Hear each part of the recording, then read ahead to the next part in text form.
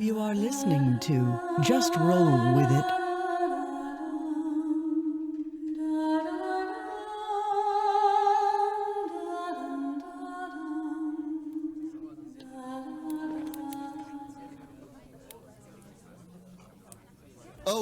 Oh, hello. I didn't see you there.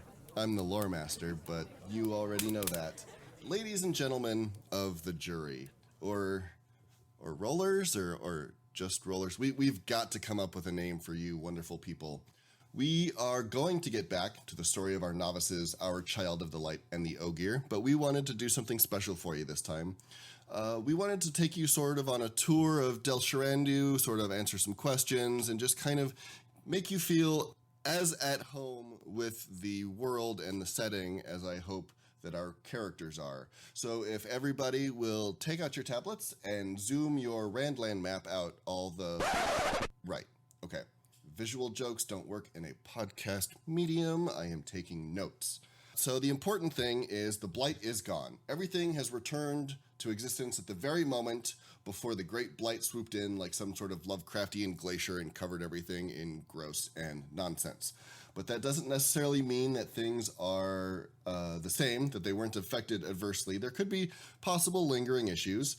Maybe there are pockets of shadow spawn still around, or maybe the plants and animals want to kill you. Our characters don't know for certain at all, and honestly, neither does much of the populace.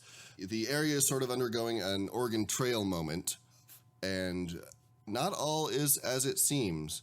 So Aradia is here, and she is going to be asking some burning questions that I'm sure she has, and I will try not to spoil too much, but we wanted to just give you sort of an idea of the behind-the-scenes things, of the scene setting, and go from there. Yeah, so my job is to get him to spoil as much as possible with my excellent interview skills that I totally have, because, I don't know a whole lot about what's happening behind the scenes, so this is my chance to attempt to get some secrets pried out of the Loremaster. And obviously I'm speaking as Aradia, first chair, not as Pimer, novice. Right, because I would not be telling Pimer these things because that would be weird. Yeah, but the first chair of the previous age, because totally... I was the first chair at some point between the canon and maybe I was like the first chair of the fourth age. I don't know. I do hope that someday I can put myself in there, as myself. But anyhow, that is a complete tangent because someone is finishing her second cup of coffee. We don't tangent. We always stay on task. Always. So I wanted you to talk maybe about what you mean by the Sherandu is having an Oregon Trail moment, because obviously we don't have dysentery, right? Right, and you're not fording rivers and that sort of thing, at least not yet. Right. So basically there is a wonderful map of Malkir online. There aren't actually very many, so I was lucky to find the one that I did, and that's by Adam Whitehead, you said, right? That's the artist? Yes, from an Atlas of Ice and Fire. Right, and it actually shows Malkir. I sort of figured it was a north-south orientation, but it's actually east-west, which is cool. I didn't know that. So the way I mean Oregon Trail moment is after the last battle, after everything has sort of settled as best it can, Nynaeve and her husband Lan, that one guy, Lan. Yeah, I feel like we heard of him somewhere. Right, yeah. He'll probably show up as an addendum in the history books. So they take the throne of Malkir together, and they rebuild the Seven Towers. They resettle the land, and they build it back up again. Well, the most effective way to resettle old cursed ground is to sort of do an Oregon Trail thing. So you settle one area, and you establish safety and security, and build yourself up that way. And then you send out expeditions in different directions. Those expeditions find a suitable place to build safety, security, settlements, and build themselves up. And then you sort of have a domino effect of small villages building themselves up into larger cities.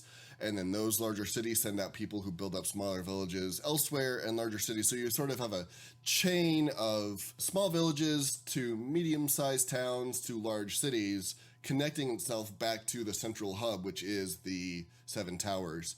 And Sherandu is sort of on the northwest extreme of Malkir. It's by the old steading, right?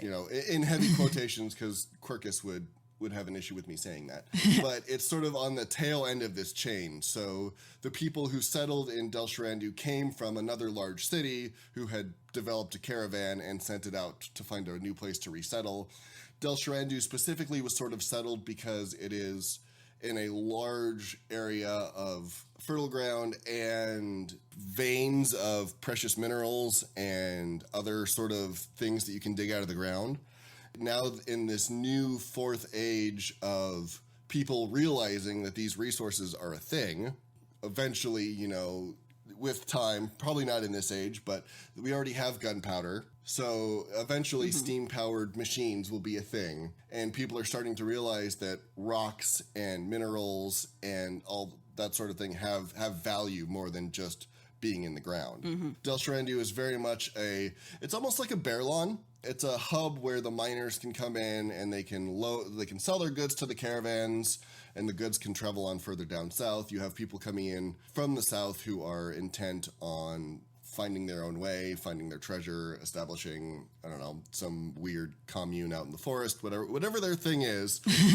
I wanted it to feel like the Independence, Missouri of the Old West before setting off on the Oregon Trail. Like, this is one of the last places of civilization. Nobody's really sure what else is out there, and only the ones who are trying to make it rich or, you know, have their own purposes are the ones that are sort of expanding outwards. Right. People that are trying to escape or make their fortune or just don't want to settle down. This is that kind of thing. And so you said this has been around for 75 years, but it's also like kind of accidental. Like, it's just convenient that people were settling here.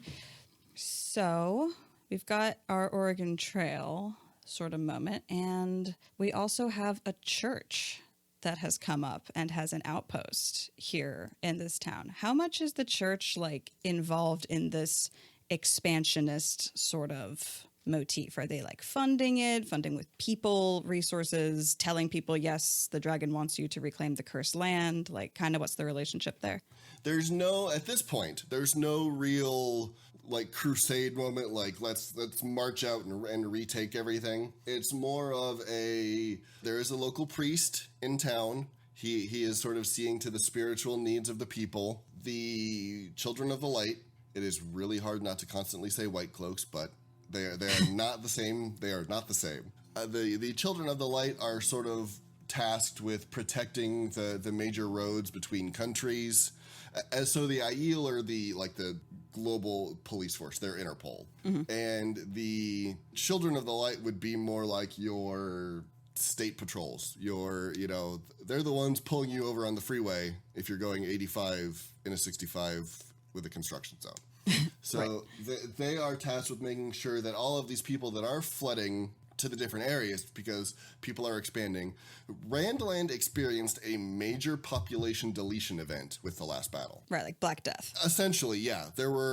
It's funny to think that Randland, I think proportionally, is somewhat close to the size of the U.S., but has nowhere near our population. And so when such a significant amount of the population is gone in such a quick stretch of time, there's going to be room to expand. And so this smaller population, as it's building again, is coming out and finding new areas to settle in and needs to be protected because they aren't very numerous. And in the wake of things like the Black Plague, or in this case, the last battle, there are going to be people who want to take advantage of that. There are going to be things that people need to be protected from, your bandits, your brigands. Anywhere there's a chance to make a quick gold coin, you're going to find someone who's willing to take it from you. And that way, the Children of the Light are sort of, they answer to the Exalted in Amadicia, the sort of pope of the religion of the Church of the Dragon Reborn. But they aren't instruments of the church in this way. They're sort of a tax write-off. They're a public service. They're hey, we are providing this service so that you can go out and do your things. And as far as everybody knows, it's very much just a nice thing that they're doing. They are protecting the herds, I guess. I mean, the Dragon Reborn was a sheep herder, so the sheep analogy works. They are protecting the flocks of the Dragon Reborn from themselves I guess. They don't really hold, like in Sherandu, it's just a banner. So it's about 100 men under a bannerman. They don't have really jurisdiction inside the town. They sort of function as a minor police force, but people are pretty good about minding themselves. There's not that many people in town. Sherandu has about maybe 250 people. If you needed help, you could run up to a child and be like, yo, my house is on fire. And they would be like, to the rescue. Absolutely, right. Yeah. The barracks in Sherandu is much more of just sort of a waypoint for them so that they can continue to patrol the roads and keep the area secure. But yes, they would also function as a water brigade if needed, or if they needed to mete out justice for something or other, they would be able to do that. But they are definitely second to any local authorities that they happen to be stationed nearby. And they are, because they're patrolling the roads, they are a pretty big part of the rate of expansion that's been happening through Malkir. Yes. Because they're there creating a sense of security. Like, as we push this boundary out, this boundary is safe. Right, exactly. And there are definitely, as with any elite military formation, there are those units who are sort of specialized in that sort of forward progress. The term that they used in World War II was like pathfinders. Mm-hmm. There are units of the children who specialize in going into areas that have not yet been explored and creating that bubble of safety for the settlers to come in and build their mines or their towns or whatever. Lance's unit is more of a standard patrol unit as opposed to one of the elite, we're going to charge in and we're going to make sure that there's nothing bad here types. Mm-hmm. We're just making sure that nothing bad has somehow gotten back into this bubble of safety. It's more of that. So they're really, really critical to this whole Oregon Trail moment expansion thing. It would be a very different dynamic without them. It would be a lot more individuals, the every man for himself. Mm-hmm. That chain of communication is very vital to the way the expansion has played out. So without the children to sort of fill in the cracks, each small population hub would be by themselves and would be potentially either easy to pick off, easy to take advantage of, or just cut off from supplies due to whatever the case may be. So they definitely form the sort of connective tissue between these population hubs that allows the expansion to keep going forward. That is so opposite from how they used to be, man. Which is the whole point. They are definitely trying to shake off the chip on their shoulder of the way they were. I mean, they were essentially a hate group in the Third Age. They were legitimately a militarized KKK. Yeah. And they are very much sort of flipping that script because of the leadership that was shown there at the very end, and trying to get rid of the stigma that is, being a child of the light now is something to take pride in, not something that people will move out of the way for. You've seen Lance in action. People are okay to come up with him and talk with him, and they're not afraid that they're going to get hauled in to be called a dark friend at some sham witch trial. Right. And like even Aes Sedai just have this lingering sort of hesitation to trust rather than outright run the other way and throw a bolt of fire over your shoulder. Exactly. And that, I mean, in Kiera Sedai's specific case, that might have to do more with her personality than her actual mistrust. But it also has to do with the fact that, yes, they have had to prove themselves. And they also, especially in Sherandu, they have to behave. The queen is an Aes Sedai. They know that. There would be, and she's not only like she's not just an Aes Sedai in air quotes. She is one of the most powerful Aes Sedai of the last 10 years. Yeah, she's still a Supergirl. Right. I mean, she is. She is still Nynaeve. So if things were to happen, it would not go well. And as much as the church is a religious entity, it is also a political entity. There is still games of politics to be played. And it's definitely in the church's best interest to not tee off heads of state. Right. Only send the most well-behaved children to that particular outpost. Do not send the troublemakers there. Troublemakers go somewhere else. Yeah, for sure. Are we ever going to learn more about Lord Galad and how he turned the White Cloaks into the children? I'm currently working on a lot of the backstory. So probably. I can't imagine it wouldn't come up eventually. Since we're not playing a module and this is all just spouting from my head randomly, I anticipate it going several years at least. So I would expect that more of that story would come out. I really want to know how Galad the One-Armed and his beautiful wife changed a hate group into a force for expansionist good.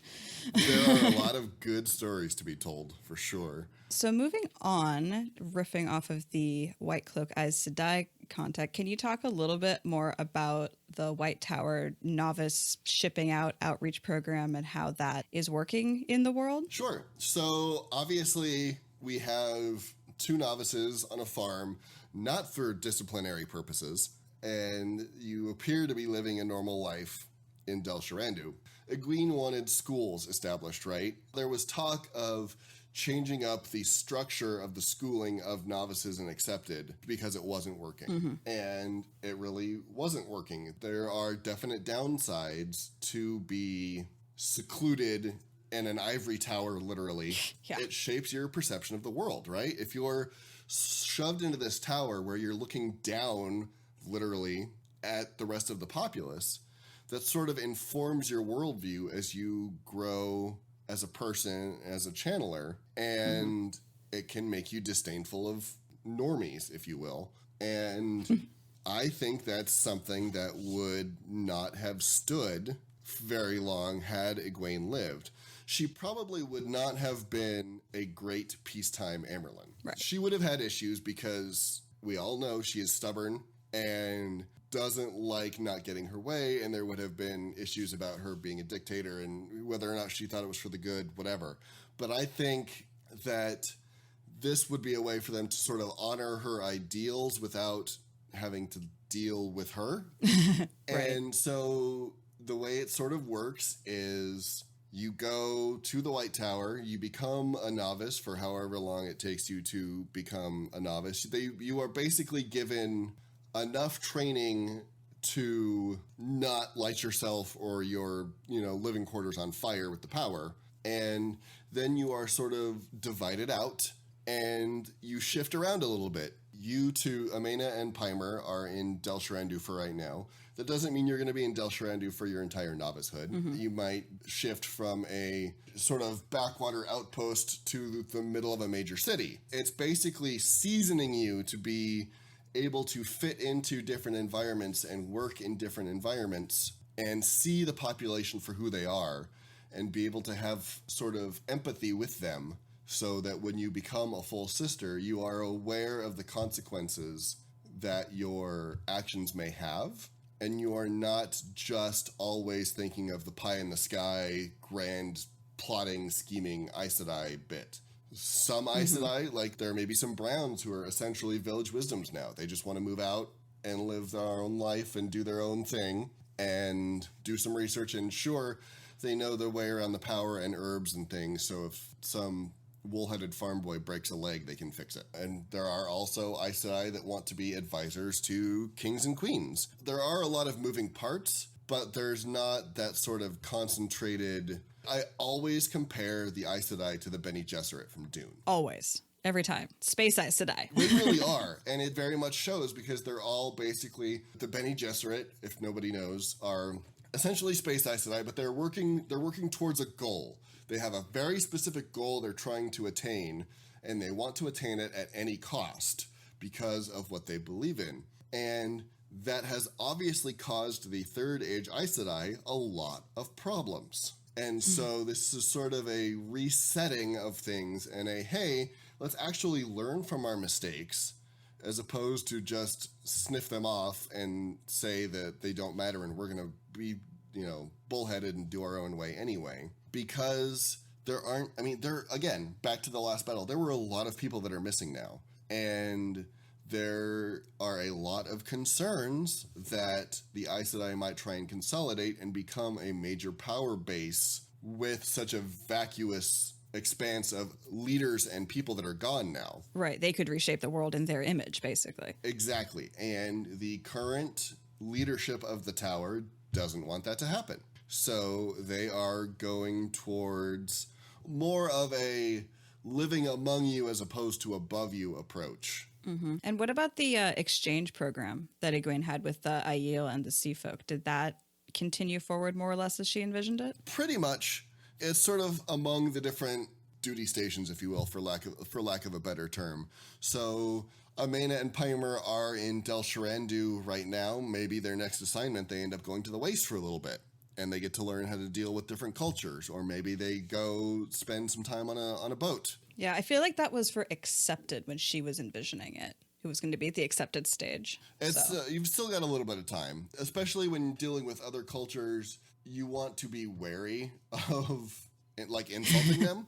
So I feel like the accepted stage is a good stage to be like, okay, you've got the basics down. We can trust you not to put your foot in your mouth and cause a blood feud with, the Tardad and the White Tower. So right. we'll allow you to go there for a little bit. It's cool. very much beyond just the D&D game aspect of it, where I didn't necessarily want the Aes Sedai to become, brutal dictators. It's sort of it's an early shade of the globalization that will be the Age of Legends when it comes again. Where everyone knows how to talk to everyone else, and you only insult people on purpose. Right, exactly. Cool. That's awesome. I really hope that we get shipped off to some exotic corner of the world. FYI. I mean, I'm sure we have to take that up with Fate as much as you, but it's a cool concept that you could end up in so many different parts of the world, even within one character class. Absolutely. And potentially, right? Like the rules are sort of being built as we go along, but I would also, as a military, I've got 18 months left or so, and then I'm retired from 20 years in the military. Hallelujah. I sort of want to recreate that feeling of putting in your transfer request and being like, yeah, I want to go to a sea folk ship, or yeah, I want to go spend some time with the Aiel, or ooh, I want to go down to Tyr or something. And then getting your paperwork back and being told, yay, I'm going to Falm. Woo. Bring some realistic disappointment into that. Being told for 6 months that yes, it's totally an option. You're totally cool. You're totally great. Oh, I'm being sent to Kyrie, or the common phrase that we use in the military is needs of the whatever branch. So like when I was in the Navy, it was needs of the Navy. We're gonna have you go here, and it was like oh, needs of the White Tower. They need another Scullion made. Whoa, that's gonna be a fun 6 months. Right, because you are still part of a hierarchy and an organization. You are still a cog in a machine. Yeah, yes. It's not all sunshine and rainbows. So moving on, do we want to talk about other interesting characters of note that may or may not have fleshed out fan fictions being created around them? I'm still in shock about that, but sure, we can talk about. Let's talk about some of the characters around town.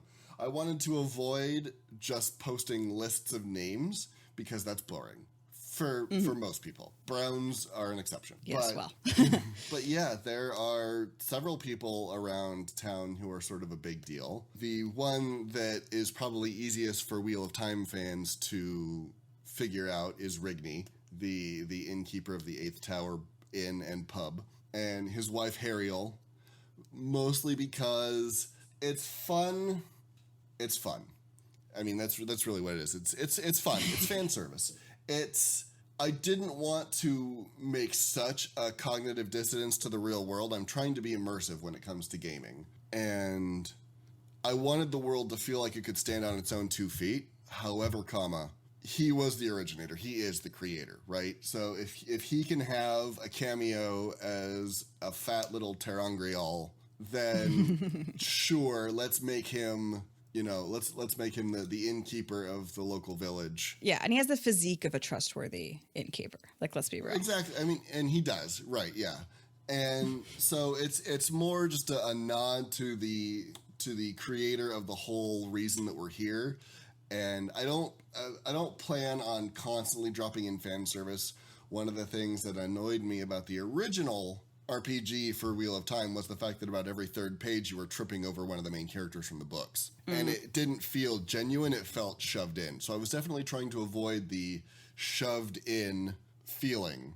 But if I could naturally create an innkeeper who everyone liked already as a character, and then it was also he happened to be a real life parallel to somebody out in the real world, that's fine, and that worked out well. And it's really cozy, right? Because like us as Wheel of Time fans, we all know and love RJ. He's an easy character to walk up to and feel comfortable with because like we've been marinating in his work for years to decades. Absolutely. The easiest way to make somebody feel trustworthy is to associate them with somebody you already trust. So therefore that trust sort of bleeds through automatically. So we all trust RJ. This is, he created the world. And therefore, that sort of bleeds onto Rigney, where you feel like you already know him a little bit, and he's comfortable, and you can talk to him, and he's not someone you look at with a whole lot of suspicion. Precisely. Unlike certain new faces and authors that come wandering over because they're new hires, which, I feel more skeptical about. My intention with Brandon was mostly just another fan service bit. I did not expect Amena to look at him like a piece of meat, and I certainly did not expect you guys to mistrust him a little bit, but I suppose that's also pretty apt, right? Like, it worked so well. RJ passes away, the whole series is in flux, and then everyone's like, who's this new Brandon guy? What does he do? How do we, That was exactly how I felt about him. I was like, well, this is clearly an author cameo. Show me what you can do, right? Like, prove that you're worthy of doing this to me, which I should have thought about ahead of time, but I didn't. I was just like, oh, it'll be fun. They'll just smile and nod and be like, oh, it's Brand. And then I had none of his backstory filled out. And so when you're grilling him and I'm having to make things up on the fly, it ended up being a lot of fun. And it's fine. And it's all written down now. And it's all good. It's so great. It's so meta. It was very meta for the fandom and how I feel like how most of them approached Brandon when they got told that he was going to be polishing off the rest of the series. I'd never heard of Brando Sanders. I had not either. I hadn't either. And then I don't think I read any of his stuff until after. Gathering Storm was the first one he did, right? Yeah, it's this Gathering Storm, Towers of Midnight, Memory Light. Right, because I remember reading Gathering Storm and then being like, okay, it's different, but not bad different.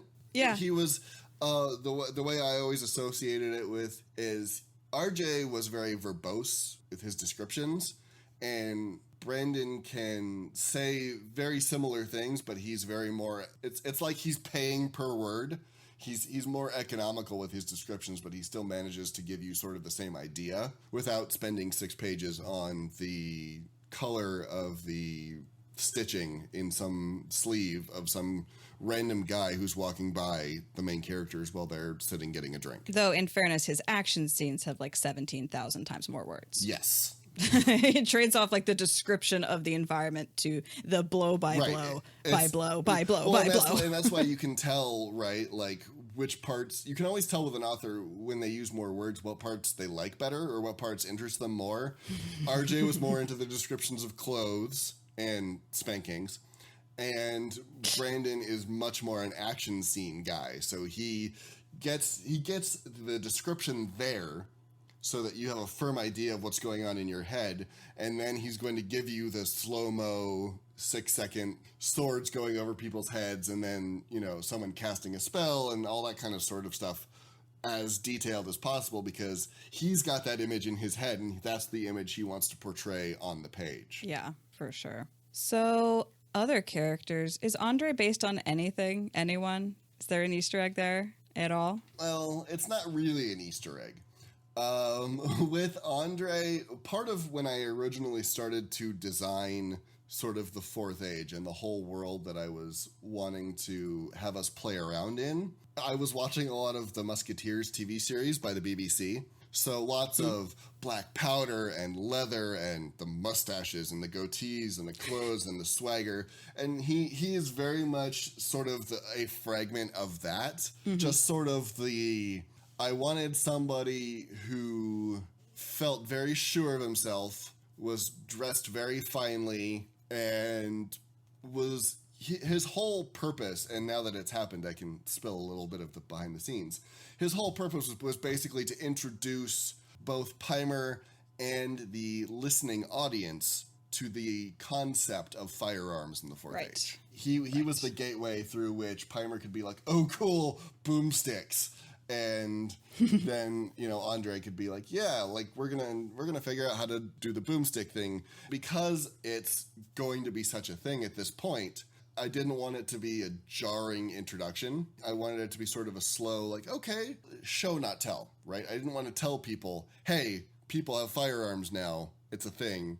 It's fairly common-ish. I wanted to have the characters walk into a bar and see a bunch of guys with pistols on their hips and realize that it's pretty prevalent. It's not huge. They're still expensive. Right. But it's definitely a thing now as opposed to the previous age when it was, weird culty illuminators hanging in places and lighting things on fire. Murdering you if you see them doing the stuff behind the scenes. Exactly. Yeah, I liked it knowing that I wanted to do a character that was going to be obsessed with guns, but then not having to force that into the story to just be like, no, like backstory before the story opens.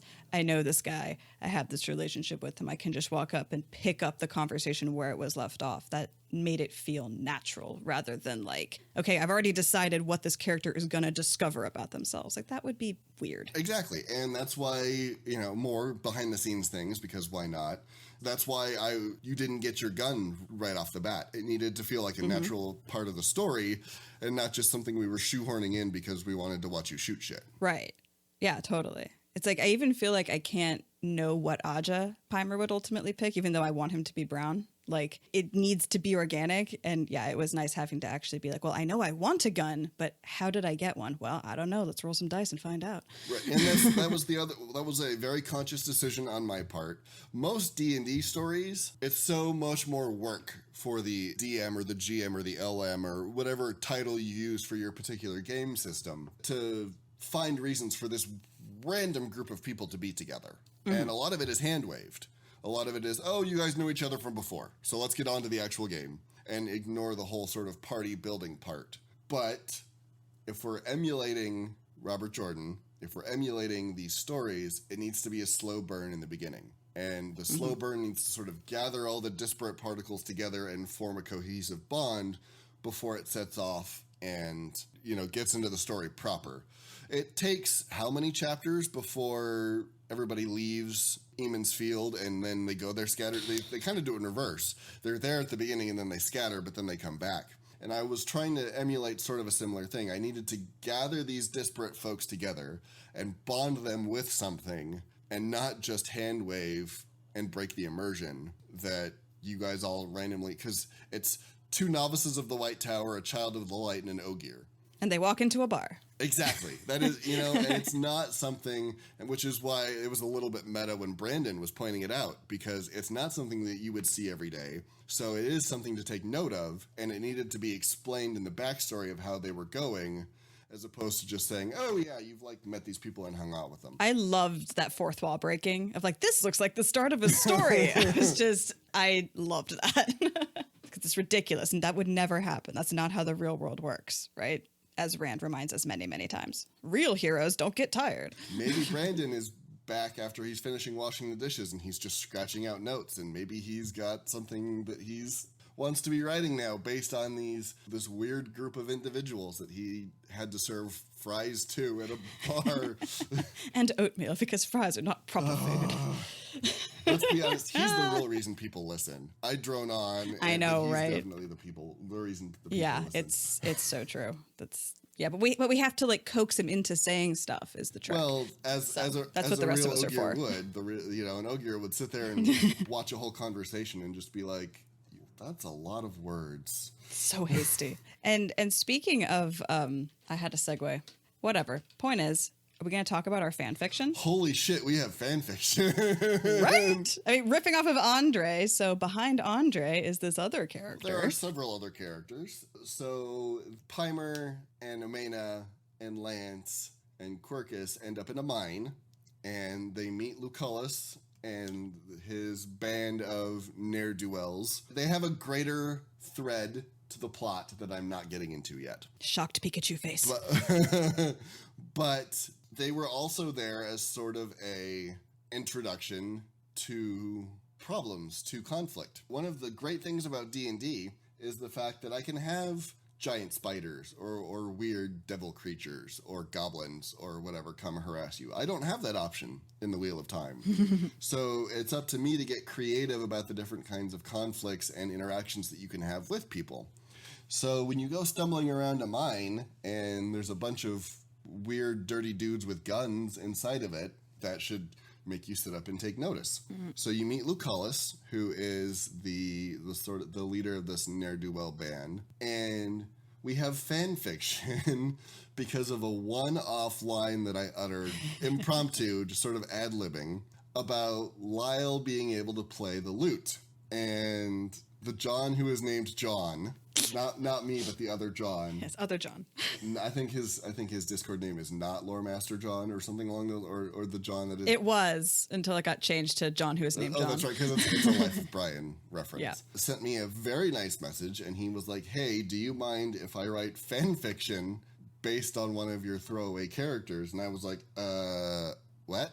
And he was like, "No, I'll treat it with respect." Like, I think at first he was worried that I was like insulted, and I was just like, "But it's like a throwaway character. Like, I mean, okay." And he has since posted it in the Discord, and it is wonderful. And Lyle now has a backstory that I may pull from. I think I'm already making the bear's name Chadley. I think that is going to have to be canon. Because I like drawing off other resources, and I would never have come up with that name. I'm not British, as should be evidenced. I would never even consider the name Chadley for a bear, or probably naming the bear at all anyway. And yeah, so Lyle is part of this band of mysterious people who were hanging inside a mine for some reason. Yeah, his whole backstory of like, I wish I wasn't here, I wish I was playing my lute somewhere else, was just like, I just saw them all as faceless villains, and now at least this one guy has a real story. He doesn't even want to be there. Like, I'm feeling for him. I care about this guy, and he's a throwaway. Which is good, and that's great, and that's part of the fun of D&D is all of these characters. And honestly, it takes a little bit of the pressure off me, right? Like, you've essentially created an NPC for me. With other creativity than what's in your head. Right, exactly, which is great because I don't know how it sounds. I know how it sounds in my head. I don't know how that creativity will be accepted by other people. So a good DM or a good LM is always sort of picking and choosing different things that inspire them and changing things up or riffing off certain things so it doesn't become stale. And I hope Lyle sticks around for a little bit. I have ideas, but we'll see. So yeah, I think it's just so cool that we have fans engaging with the game, right? Like we have like an audience. The audience is a player almost with this first step. It's amazing. I would like to hope they're invested. We have amazing fan created art, and we have now fan fiction, and it's just like people listen to us play this game, and they're like invested in these characters and such. You guys are all nerds. And we love you for it. Joining us with the nerdiness. I'm assuming you won't really tell us a whole lot about Tedric and Kiera's story because we probably have to figure that out in the world, even though I want to know. I will tell you this. I will tell you that, shameless plug, because always shameless plugs. Always. The first goal of our Patreon, patreon.com/JRWY. Nice. Is wanting to get to a certain amount, and that certain amount would basically allow me to take some time off regular work and work on a patron-only sort of side story. Our 4th Age game takes place 150 years after the last battle. We went through and we did sort of a world building session where some of that got figured out, but not all of it. And one of the things that I am super hyped to be able to get working on is this patron-only side story, which will tell the story of the merging of the White and Black Towers. And there's a reason that in all of my notes, it's called The Time of the Trouble of the Towers. I want to be able to tell that story. And I will say that there will be appearances by Kiera and Tedric in that story. So a lot of their backstory isn't going to be a thing until it gets revealed there. Uh-huh. But you've seen snippets. They have a very specific relationship. Yeah, they clearly have spent a lot of time together. He is not fresh caught. No, he is an old hand at her attitude at this point. And I should probably also take this time to apologize for my horrendous accents. Oh, but they add so much local flavor. I'm really trying to just differentiate characters, and I'm sorry. I mean, Kira is from Kyrian, so she is supposed to sound French adjacent. I think she sounds more like Pepe Le Pew, but, you know, like an American doing a bad cartoony French accent. I have no idea what that would be. But at least it differentiates her from everybody else. Honestly, though, I thought that your Hopper impression was pretty good.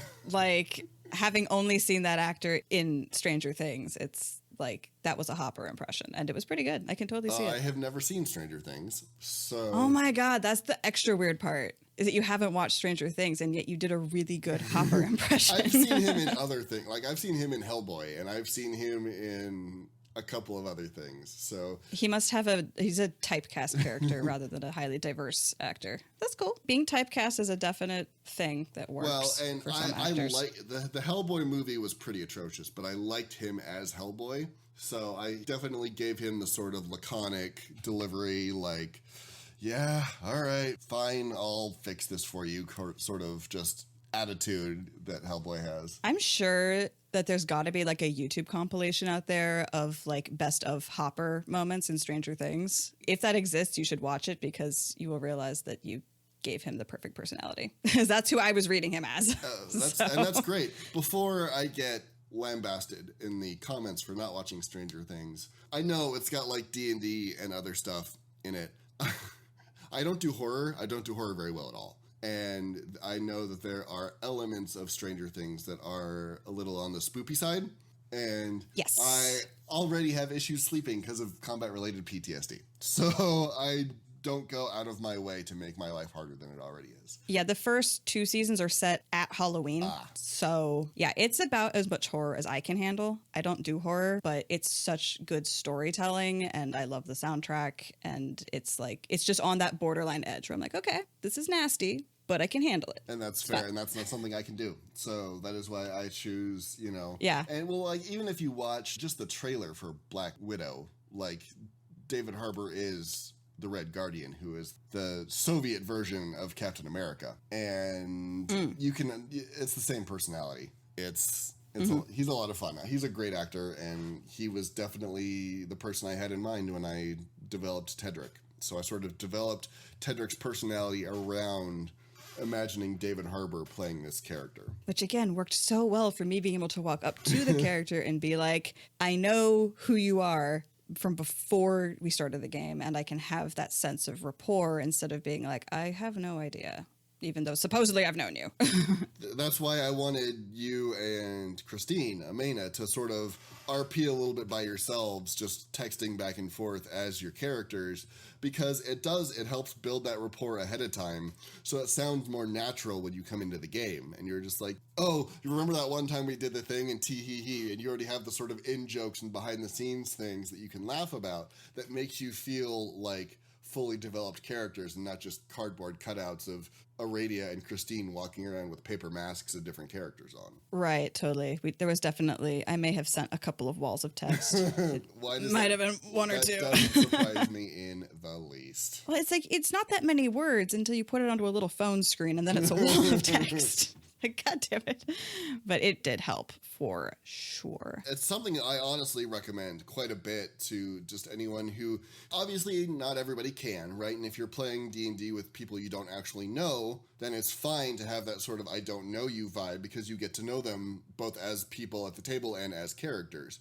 But if you're wanting to role play with people who have some sort of rapport, we weren't able to do it because we don't live anywhere nearby. But a lot of DMs do session zeros where, you know, 1 or 2 characters are off doing their own thing. So they have a sort of backstory that's not just filled out. They've lived a backstory. They've had an adventure or two before they come in and meet the rest of the group, so they can have these stories of, oh yeah, you know, last week, right before I met you guys, I fought this weird crazy monster thing, or this weird lady came out and was trying to sell me these weird mushrooms. And it just sort of adds both to the RP and just sort of the general flavor profile of the whole adventure as a complex entity. For sure. And Christine and I had so much rapport already from being Pilsner and Nimrodel that it was like, we have to find a way to make sure that we're in a slightly different headspace. Which is also something I can commend you two on, because the dynamic between, well, first of all, Amena and Nimrodel are completely different characters. And Oh, yeah. Pilsner and Pimer are completely different characters.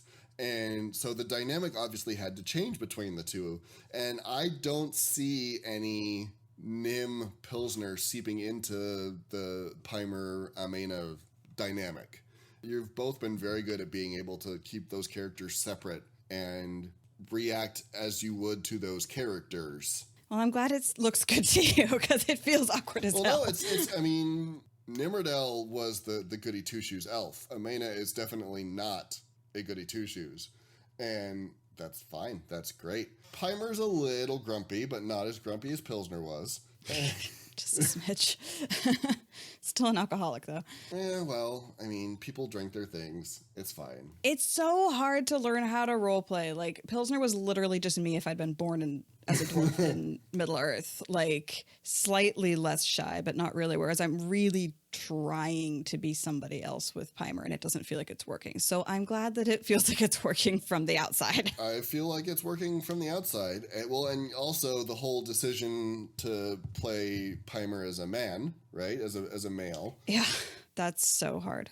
So challenging. I can imagine, and I have been called on my misgendering for the first couple of episodes, but I think I've made a much better job of it. Yeah. For me, it was for some reason, I thought you were more going the trans route than the intersex. Right. Yeah. And once I had that in my head, I'm like, oh, so most people are going to assume male, because if Pimer never had any reason to question it, that's, when you grow up as a male, you're going to have a certain way you walk. You're going to have a certain way that you sort of interact with the rest of the world, which will portray, correctly or not, sort of an assumption of a certain gender. And that, I think, was what helped me the most, because for some reason I had it differently in my head. And now it helps the story a little bit, because now Kira seems like even more of an asshole than she was, because now there is a very clearly looking male in front of her that she's trying to shove into a dress just because you're channeling the female half, as opposed to someone who looks vaguely effeminate or female who's trying to pretend, quote unquote, to be a male. Yeah.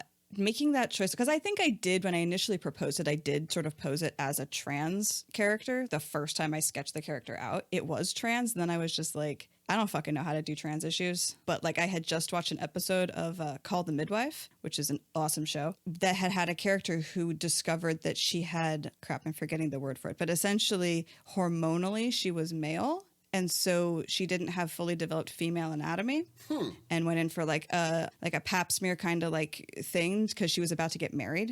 And so she goes to the midwives, because they do all kinds of women's health. And she's like, I just need you to check to make sure everything's fine. And then it turns out that she actually has testes that never dropped and no uterus. And she's male in that sense, but anatomically on the outside looked reasonably female, and was raised female and thought of herself as female. And so I had just watched that when I was struggling with this whole, how am I going to handle questioning RJ's gender binary without totally speaking on issues I can't relate to. And I was like, aha, that character, transplant, flip the gender, add magic. Boom. And obviously it works. And that's another thing that I think that we are trying to do, is we are not trying to challenge anything. We are obviously all fans of this series. We are putting it on the table, right? Like, we are playing in the world, but there are fun ways to explore the world that were not explored in the books. We can sort of poke at the edges of the envelope and see what's there, and if it's not there, we can create it ourselves. We can assume what RJ would change if he was writing it now, as opposed to in the early 90s. There are things that I am going to change because it wasn't great in the book, and it doesn't show, specifically, obviously, I'm referring to the tower and the situational lesbianism. I can do away with that because it doesn't affect canon at all. You can still be pillow friends. Pillow friends just means someone you are a roommate with who you share intimate details of your life with. It doesn't necessarily mean, well, this is the only thing I'm going to get, so I might as well use this to get my rocks off, because that's dumb. That's a male writing female characters, and that's a trap. And I acknowledge the fact that I'm also a male, and I'm going to be responsible for writing a lot of female characters.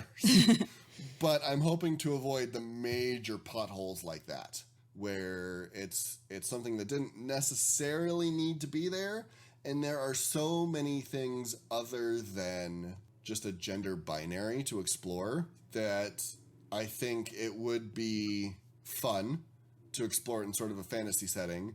Maybe you stumble across a non-binary, you know, a they them, which would be totally, you know, and it's difficult because I'm not trying to start a crusade. However, there are marginalized populations out there who don't get to feel included because every fantasy story is the knight in shining armor saving the princess from the tower, and that is a bullshit misogynistic story. And we can include all, you know, maybe there's an Aiel who is trans. Maybe, I mean, the sea folk just seem to not give a shit regardless. Yeah. So that's something. And that was one of the other reasons that I warned you ahead of time. There will be pushback for Pimer. I was mostly in the trans space when I was thinking that, but there's still going to be pushback even in the intersex because that is realism. I can't, as much as I would like to sort of la-di-da my way through everything and have everybody accept Pimer and any other characters that are sort of outside the gender binary for who they are and move it along, there's no conflict there. That's not realistic. That's not... If we're going to have a platform where people listen to us, we might as well tell stories that resonate with all people, not just the people that look like me, sleep with the same gender that I do, and believe in the same things that I do. Totally. And I think that it's a testament to how powerfully Robert Jordan's work really influenced us that we can take his world and then run with it in directions he never ran with it. Like, he informed our worldviews and our ways of engaging with this world to a degree that we're like, yeah, we can take this farther. We can go places you didn't go and stay true to your vision. He really wrote the sort of, it's almost a campaign setting for a D&D world. He wrote a living, breathing, working model of a world where magic exists, but he didn't explore all of the major points. Part of that, I think, was deliberate. I'm sure he knew that people would want to explore on their own, so he didn't fill in all the cracks because he wanted people to fill it in with their own imaginations. We know that for sure because Brandon Sanderson has said that there is stuff that he will never talk about that was in the notes because RJ basically said, I want people to think what they want to think. I don't want to tell people what they want to think because that ruins the magic. And part of it was he just never got to it. He was also writing in a very specific time period where people had certain beliefs. And I would like to say that we are more enlightened in 2020. Whether or not that's actually true, I don't know. But my hope would be that as I sit in the Pacific Northwest in a very blue section of this state. Yeah, we're trying. We're doing our best. And yes, we're going to fail on some, we're going to trip, we're going to fall, but the intent is always for inclusion because everybody deserves to feel like there's somebody in a story that they can look up to, empathize with, have similar feelings with. I mean, and D&D specifically is such a great medium for that. I mean, there are companies out there who are using it in therapy to talk to children who have, you know, repressed and traumatic issues going on because you can pretend to be somebody else and still tell a story and you're still okay with who you are. Yeah. Maybe behind the scenes spoiler-ish, I fully plan on finding somebody who's super attracted to Ogier and trying to make Neil blush as hard as I freaking can with heavy, intense flirting. I'm not into guys, but that doesn't fucking matter. I'm trying to tell a story. It's not a reflection on me that you know, I'm secure enough in who I am. I don't care. I'll make Neil blush. Doesn't bother me none. Yeah, it's nice to be able to step outside of yourself. Like, I mean, I'm so trying to play Pimer, male socialization. That means I have to try to set aside all my female socialization and be like, not how would a shy, short little girl walk up to this random stranger with a gun, but like, how would a tall dude walk up to a random stranger with a gun, right? Like, trying to step outside of that is an interesting way to be like, oh, that's a possibility. That's a thing. It's weird. I had a friend tell me that she got to cleanse out some trauma from her life because of something that was happening with her character, and it like brought up real emotions. And then she felt better about this thing that had happened to her because of how the game played out. It just purged that. It can be very therapeutic. It can be very cathartic. I am definitely a fan of Critical Role. And while they are gold standard when it comes to D&D shows, because they're all voice actors and they've all been friends for umpteen years and they all know each other really well. They're so amazing. But they literally go through, there are real tears shed on the set as they're playing, because for some of them, they are tapping into some real life personal shit that their character is going through, and they're able to voice that and vent that and sort of find some sort of closure or some sort of resonance with what's going on, and it's able to help them as a person in their real life, because they're able to disassociate just enough where they don't have all the hang-ups from what they're actually dealing with, but they're able to get all the good, essentially. And yeah, when done right, D&D and roleplay in and of itself can be amazing for that sort of thing. this is a serious game. And that's the balance, right? Is like you have the serious, but then you also have the full-on D&D shenanigans, because shenanigans, you have to balance. You have to balance the serious with the fact that sometimes the players gonna want to go dig gopher holes and chase gophers for an episode, and you have to be okay with that, because maybe, as much as I'm trying to tell a semi-serious story that I have notes for that span out 5 years, the players just need a day. They've been through some shit in their real life, and they don't want to deal with shit in the game, so they're going to come and they're going to go on a pub crawl, and they just want to have characters be drunk and stumble around. It's not necessarily great to listen to, maybe, but some people might find it enjoyable, and it's at the end of everything, whether or not we record this, whether or not we've put it out for people to listen, we do appreciate the people who listen. I'm not saying that. What I'm saying, we are a group of friends sitting down to have fun playing Dungeons and Dragons. The fact that we have people that want to listen and are invested in these characters is a major bonus. Yeah, totally. It's like if we weren't, we would still play, even if we weren't podcasting it. If we would absolutely still play. It might get a little bit weirder because we know people are listening, and so we know we have some limits on what we're willing to say and do when there are other people who could judge us. But I don't think it would change that horribly much. Yeah, not that much.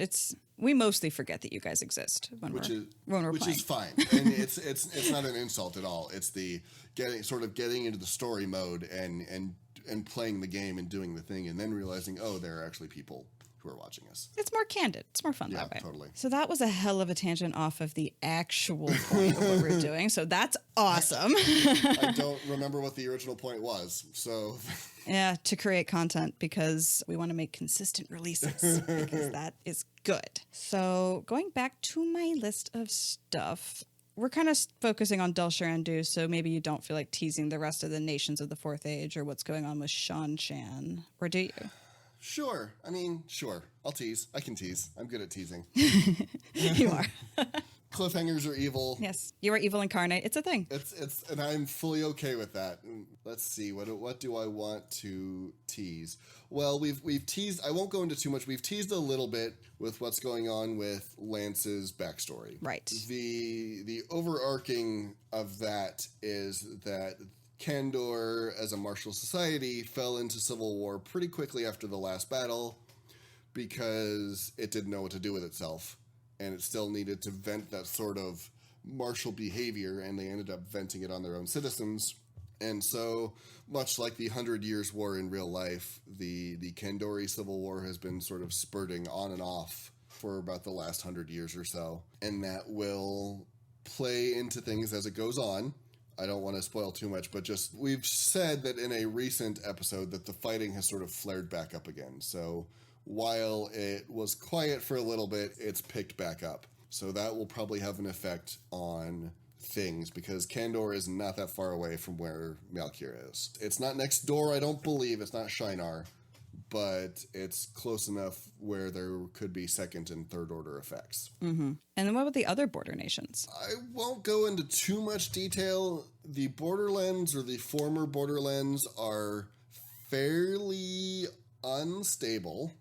They're still trying to find themselves. And no one is really focused on external fighting because of either population decreases or resource mismanagement or whatever, but there is sort of a definite, the general overall feel of the Borderlands is, okay, now what?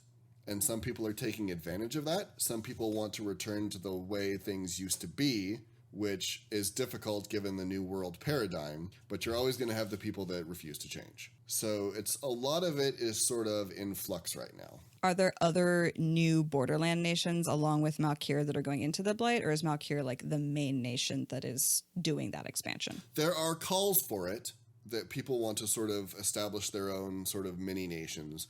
But Malkir was sort of the obvious choice. Like, the Golden Crane rode to the last battle. That was a thing. Right. Their royal family is a living, breathing entity, and they're not necessarily carving a new nation out of an old nation. They are reclaiming an old nation.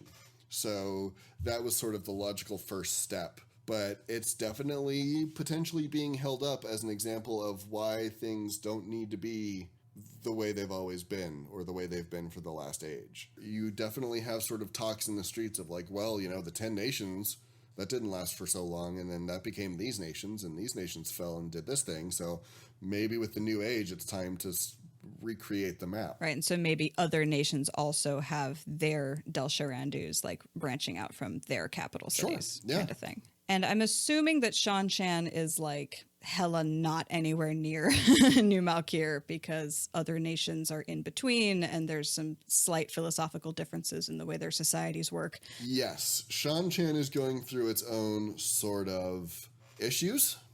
I don't remember specifically if I've said or if this is going to be the first time that people have heard this. Probably a little bit of both. So Tuon and Matt assembled an armada to go reclaim Shan-Chan at the end of the Third Age. They failed, which set off a nasty civil war in Shan-Chan.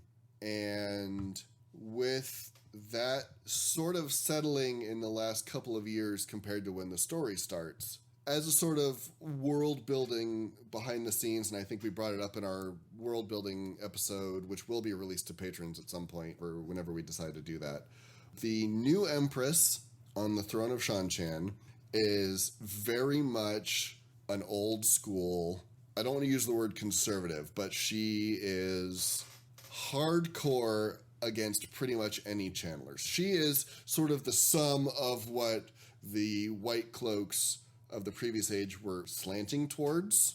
Essentially, she believes that anyone who taps into the one power is worse than a dark friend, is worse than cattle, and is essentially a stain on the planet that needs to be removed. So there is currently a crusade undergoing in Shan-Chan to remove all of those who have the spark or who can channel. So, like, going beyond the Third Age, Shan-Chan. Like, we're not even going to use you. We're just going to kill you out. Essentially, I mean, it's not ethnic cleansing because they're different ethnicities, but it is... It's a genocide. It's genocide, yeah. So they're having to come up with a new source of power, then, if they don't have Suldam and Damane to enforce their will. I won't go into that. I will say that they are...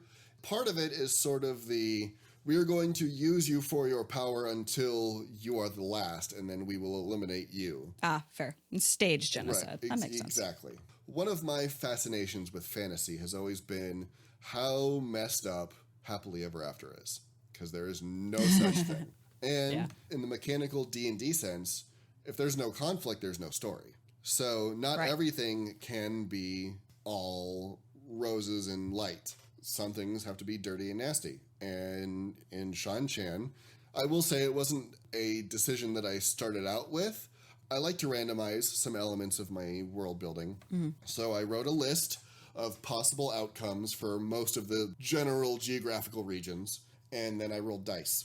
And the dice for Shan-Chan came up with essentially genocide. I can't remember what the actual term I used was, but what the plot evolved into was an empress on the throne who basically wants to eliminate all channelers.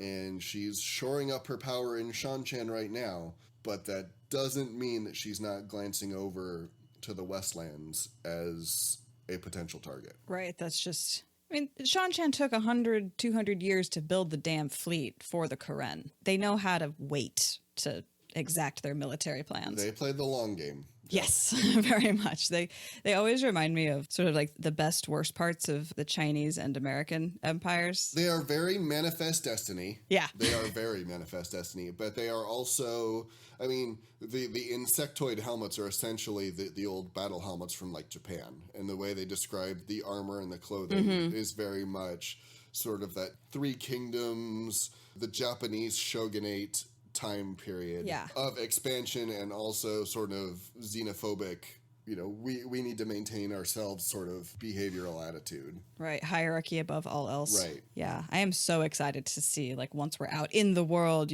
doing our things as like mid-level characters, and then seeing what Shan is trying to do to our countries. That's going to be cool. I have plans. And the same with Shara. I don't want to go into too much detail, but they do play a part in the Patreon game that will be revealed. And so currently in the fourth age, they are essentially that same sort of analogous time period. They are Japan before America opened up the ports. They are the Wall of China, Age of China. They are like, nope. They interfered in the Westlands for a bit, and then they have since pulled back, and they don't allow the sea folk to trade anymore. The ports are shut off. Anyone who tries to cross from the spine and go down into Shara just disappears. The sea folk basically learned to stop coming to the ports because the ships would go to the ports and just never come back. So they have very much become a black hole in terms of information or anything. And people are worried, but there are so many other issues that they have to deal with that it's just sort of a thing of like, okay, they're doing their own thing. We're just not going to screw with them, and hopefully they don't screw with us. Which so fits with the books, because like they were a non-entity from which no information came. They show up, they almost win the damn last battle, and then they leave.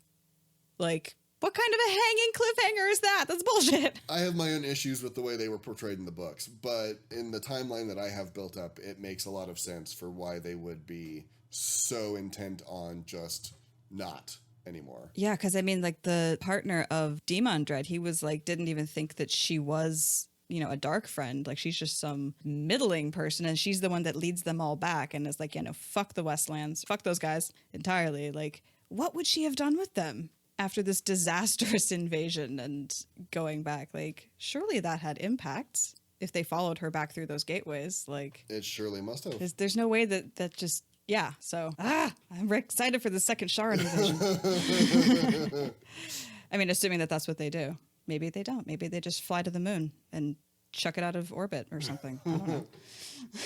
Oh, another question I had for you that I thought would be cool is what kinds of new technology is coming out of Rand's schools that we're seeing? We know we have firearms and that those are becoming handheld rather than cart driven, but is there other technology that Rand's schools have managed to get into the world? Honestly, I haven't delved a whole lot into that. I am basing a lot of the world on Renaissance tech, sort of like what if a lot of Da Vinci's technology had actually worked as advertised.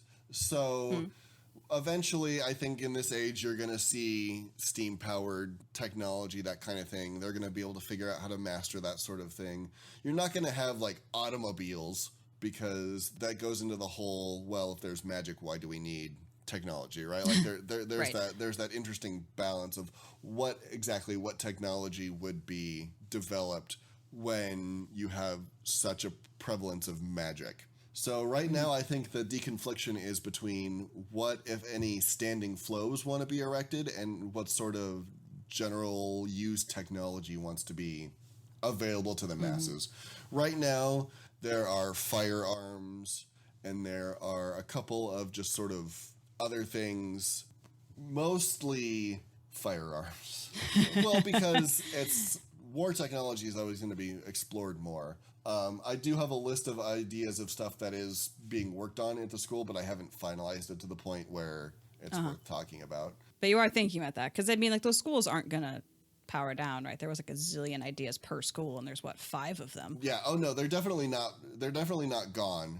But it's also more like what happens when you get a bunch of techie types that want to experiment. How often would you actually see something produce that could work, as opposed to just a bunch of people randomly, wanting to test things. Right. I'm sure the people in Kyrian are used to random explosions in the middle of the night because someone decided they wanted to test something and it didn't work. But there is definitely a push for what sort of things could be developed. There's also a counter push of, well, if those things are developed, that would make me and my beliefs outdated or, obsolete, and that's not something we want. So there's a lot of the whole political game, especially in Kyrian, of right. how useful is this versus how can it be useful for me. Mm-hmm. And so then riffing off of that with the concept of how does technology and magic interface, thought maybe it'd be cool to talk a little bit about how real world black powder versus D&D black powder are slightly different, because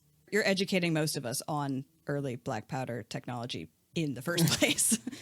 Well, I mean, first of all, 12 seconds to reload a black powder pistol is nuts. That is super fast. But honestly, a lot of the D&D, beyond the load times, I'm basically just mechanically making it easier for myself by inserting real-life black powder properties into the black powder of the Westlands. So it's still an ore that needs to be processed a certain way, and it's still being packaged a certain way, and it's, explosive to a certain degree. The firearms tech, I've sort of skipped the middle and early portions. The earliest firearms were basically matchlocks. You had a piece of burning cord the whole time, then you held up this giant rifle-sized weapon, and you touched the burning match to the pan of black powder, and it went off, and then you spent 3 minutes cleaning and reloading.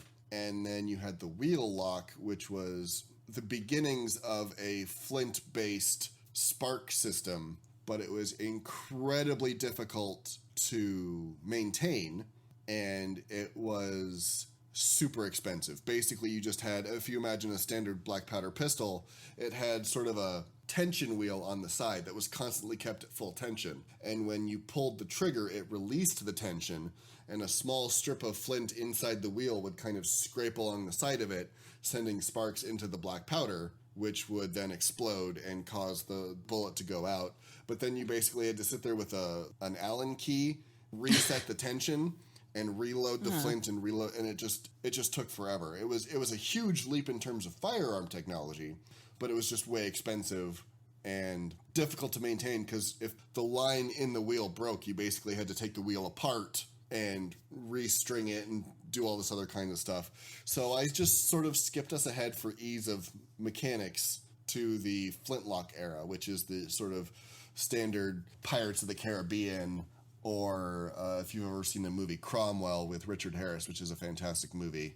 What you think of as the prototypical black powder weapon, you've got a little bit of flint on the cocking lever, you pull the pistol, you pull the trigger, the cocking lever comes down, strikes the strike plate, which causes a spark to go into the pan, and the black powder goes off, and then you have the rod that you're able to clean the barrel with and insert the wadding in the next bullet and that sort of thing. Mm-hmm. And mostly just for mechanical purposes, I was like, sure. The original D&D rules basically palette swap it for a light crossbow, so as an action every round you can reload it and then fire it. But that's 6 seconds. And it also does like 1d6 worth of damage or something along those lines. Mm-hmm. And it didn't have the right flavor for me. If I'm trying to make a realistic sort of ish environment, it didn't have the right flavor for me for what black powder weapons should be.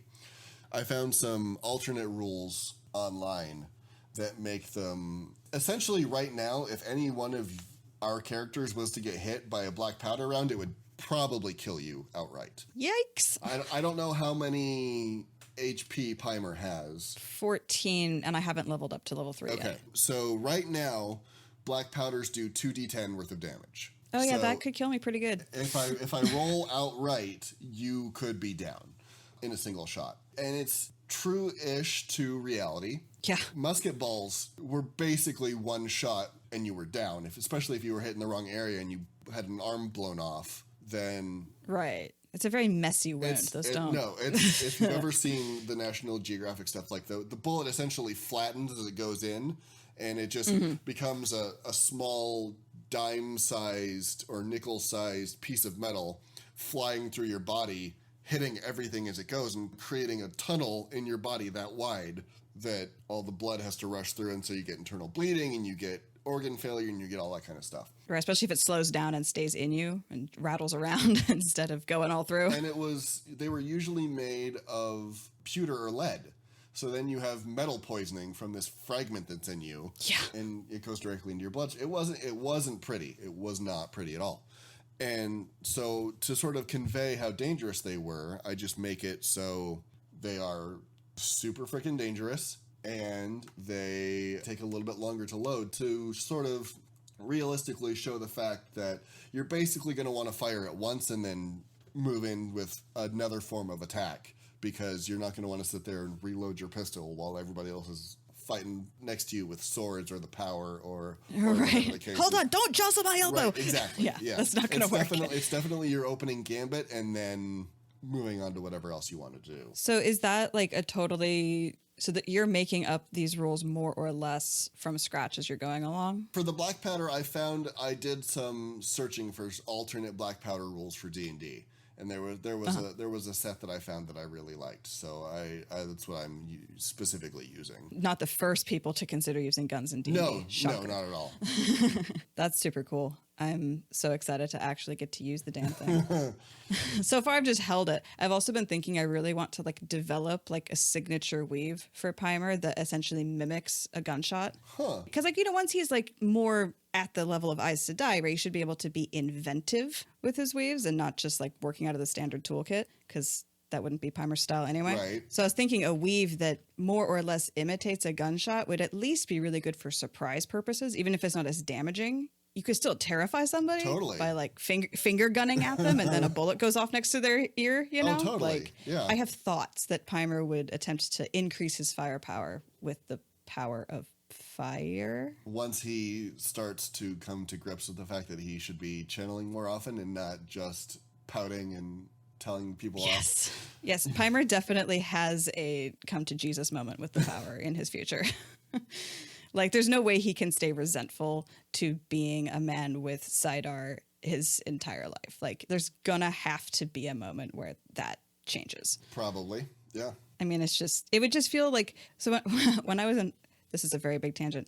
When I was in high school, I thought I wanted to be an actress and I joined drama club and we would do these skit exercises and I never really got it, because it would be like, okay, your scenario is you need to not go with this person no matter what they say. And then the other person, they're supposed to convince you to go with them. And I never got it because I'm like, well, I'll just say no the whole time. Like, I didn't get like the role play of like, you have to actually have a back and forth like interaction with what they're saying.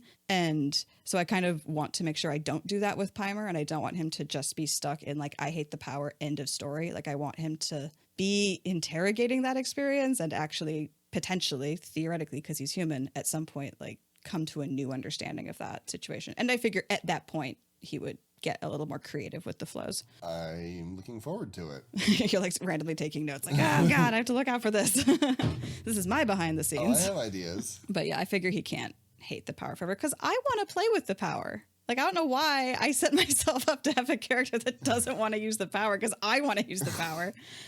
This is what happens when you just let creativity run away with you. You end up writing yourself into a corner and being like, well, okay, this is not who I would be, but okay. It's fun to play outside the boundaries. I mean, I'm discovering things I didn't know, right? If I was writing this character all custom, I would have all this stuff figured out and there'd be no adventure in discovering where it goes. Absolutely. And I have a feeling that if there is a come to the creator moment, that it will be a moment of perhaps trauma or severe need, and that makes for good storytelling. Yeah. So...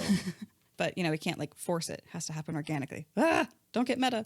So you've already talked about your historical research for the period. I don't really know if there's other characters of note. I mean, there's like the mayor and the blacksmith, but do they really need explanation? They're the mayor and the blacksmith. What I can say is, this is my call to the fan community. I would love artwork of a 4th Age Malkir, because there isn't any. And so what I am doing is I am using a lot of sort of pre-built elements and then just changing them. So a lot of the battle maps that you guys use are just your standard D&D battle maps. I recognized one of them. That is what is available, and that is what I can use. And that way I'm focusing my creative outlet time on the story as opposed to having to build everything from scratch, because it just doesn't exist. I have a feeling that once the show takes off, there will be more of those sort of elements for me to draw upon. But for right now, I'm essentially trailblazing D&D, which sounds weird. Someone's got to do it. A lot of the sort of the NPC characters, beyond the ones where I have specifically put out, like Rigney and Brandon, where they were deliberately pointed out as characters of interest, a lot of them are just reskinned or slightly adapted versions of pretty typical D&D NPCs. You're going to have the town mayor, so he's a little bit of regular D&D NPC, he's a little bit of Bran Alvear, and that's his job. And it may get fleshed out more, it may not be, but he's filling a purpose in the story. And same with most of the sort of standard NPCs, at least of Del Sherandu. I'm working on others, but I wanted to create sort of a plug-and-play, ready-made town. I had to be creative, and because it's D&D, I don't know if you guys are going to walk up randomly and just grab someone off the street. So I had to have a list of people ready in case you wanted to randomly grab somebody of who I could theoretically interact with, as opposed to just sitting there and umming my way through figuring out a name and a gender and a position in town. Right. Yeah, so fans of us, bring us art, bring us ideas, maps, portraits, songs. I don't give a fuck. Bring us things. But, not if you don't want to. But I'm just saying, we love all the things. You will want to. We're telling you now. You have, as fans, you have the capacity to influence this world, because there is so little creativity that we have to work with at this point, and we are spread so thin. If you want to plug in, it's very likely that will actually be a thing. I think we're actually changing one of the Patreon levels to creating an NPC. So if people wanted to create NPCs and sort of have them fleshed out a little bit, that's less work for me. I'm not going to complain about that. Join up, be a patron, create a character, and say, hey, this is the character, and then that gives me the creativity to go to a Rolodex of being like, oh, this character would be fun. And so that way it's not all just coming from me, and people get to feel like they are a part of what's going on and they can feel more invested. Totally. I'm not saying that you guys have to do this, but I'm just saying that the thing Critical Role does, where they have all the fan art of scenes that got sketched out at the end of their videos, just saying, I wouldn't be sad if that happened. Just saying, like a cool scene of Pimer flailing fire flows all over the place to let a bear out of a cave. Could be pretty cool as a drawing. I would not be sad if that showed up. I have no talent for the drawing, so I am always in awe of the people who do. Honestly, it helps so much that I actually have a picture of Pimer, thanks to Anna. Even though it's just a silhouette, it helped me so much being like, yes, I need to look at this art and then step into that character, because I actually know what he looks like in profile in a way that, I'm horrible with imagining faces when they're described in books. So to actually have a picture of Pimer is remarkably helpful for my creativity. So yeah, more of that. So all I have left on my little list of ways to keep this conversation going is, do you have any questions for the Brown Aja Authority of the Third Age?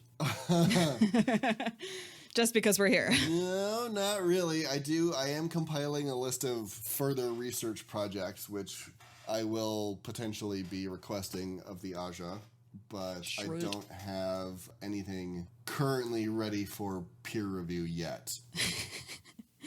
Okay, well, I think that we should try to do this sort of thing maybe occasionally, just as a periodic thing, like you and me, you and Fate, me and Fate, all of us round tabling it. I really want to get Neil to talk as Quirkus about his research notes. That would last forever, and I would be totally okay with it. Yeah, I think that this could be a really good fun. It's a way for us to step back and talk about behind the scenes, and also create filler material for when we want to keep our release schedule solid and our game schedules didn't line up. I think this is fun. And just sort of a check-in with the players and how they feel like things are going. And yeah, it's a good, every so often maybe we just do a sort of a check-in. Doesn't have to be you every time, doesn't have to be me every time. And that way we get different people's perspectives on how things are going. And maybe at some point, I'm not saying this has to be a thing, and I realize that we're kind of riffing off of Critical Role, but Critical Role does have a talk show that they air every week, and they talk about the previous week's episode.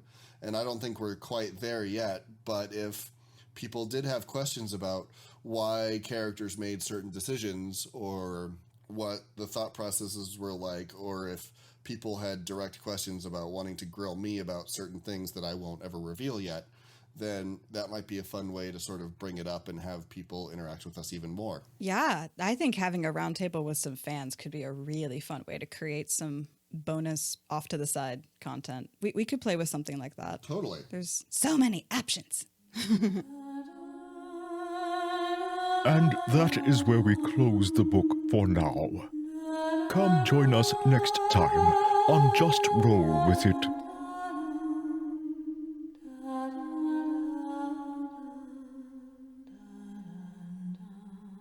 Hey, you. Yeah, you. Are you enjoying Just Roll With It? Do you want to keep up with all of the shenanigans and updates and maybe interact with us online? Follow us on Twitter at just_roll or Instagram at JustRollWithItPodcast with underscores between each word. Are you interested in maybe earning cool gaming dice or other awesome perks? Our Patreon is patreon.com/JRWI. We use Sirenscape for all of our sound effects and are a production of Fox and Raven Media.